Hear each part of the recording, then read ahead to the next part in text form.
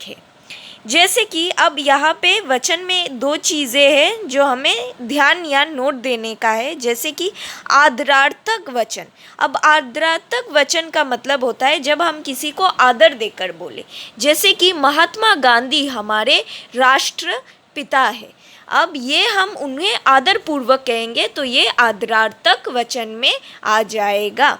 अब जैसे कि लिंग में था कि नित्य पुल्लिंग और नित्य स्त्रीलिंग होते हैं, वैसे ही वचन में भी कुछ शब्द नित्य एक वचन और नित्य बहुवचन होते हैं। जैसे कि मुझे बहुत तेल चाहिए, ये हमारा नित्य एक वचन है। अब नित्य बहुवचन में क्या होगा कि फौजी ने प्राण त्याग दिए। हम हमेशा ये ही कहते हैं कि फौजी ने प्राण त्याग दिए, दिया नहीं कहते हैं, इसलिए ये शब्द हमेशा नित्य पुल्लिंग नित्य बहुवचन होता है। अब हम आते हैं कारक। कारक ऐसे शब्द होते हैं जो हमें संज्ञा के साथ किसी चीज़ का संबंध दर्शाता है।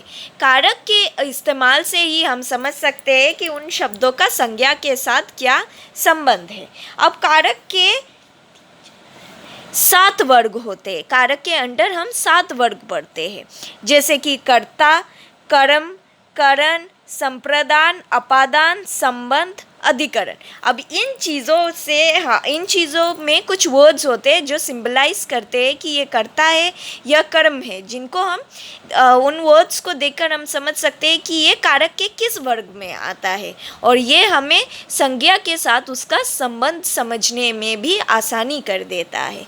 जैसे कि कर्ता का सिंबल हमेशा ने, सीता ने खाना खाया, या फिर सीता ने सेब काटा, फल काटा। ऐसी चीज़ों में सीता काम कर रही है, यानी कि वो करता है, डूअर ऑफ एक्शन है, तो फिर ये हमारा कर्ता कारक सिंबलाइज कर रहा है। कर्म, कर्म यानी सेब को काटा। अगर मैं बोलूँ सीता ने सेब को काटा, अब को से हम सिंबलाइज कर रहे हैं कि कर्म हो रहा है। अब किसको काटा? सेब को काटा, तो कर्म का स्ट्रेस हमेशा सेब पे पड़ेगा क्योंकि उसको काटा जा रहा है। कर्ता यानी कि सीता कर्म पे के ऊपर स्ट्रेस देके ही काम करेगी। अब तीसरा आता है करण। करण यानी कि किस चीज़ के द्वारा या फिर किस चीज़ से काटा गया, तो इसका हमें सिंबलाइज होता है से या फिर के द्वारा।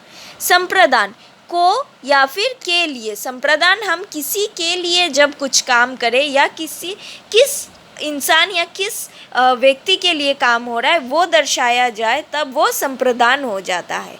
अपादान, अपादान का सिंबलाइजेशन होता है से, यानी कि किस चीज़ में रखी हुई चीज़ों से काम हो रहा है, यानी कि अपादान से यानी कि किस चीज़ को इस्तेमाल करके हम काम कर रहे हैं। अब संबंध, संबंध ऐसा शब्द है जो हमें उसका वर्ड से ही पता चल रहा है कि संबंध दर्शाता है कि किस चीज़ के साथ उसका क्या संबंध है। अधिकरण, में या फिर पर, किसी चीज़ के ऊपर जब काम हो या उसके अंडर रहकर काम हो रहा हो, उसे हम अधिकरण कारक से सिंबलाइज करते हैं। तो इस चैप्टर में हमारे लिए इतना ही था। उम्मीद है मुझे आप सबको ये चैप्टर समझ में आया होगा।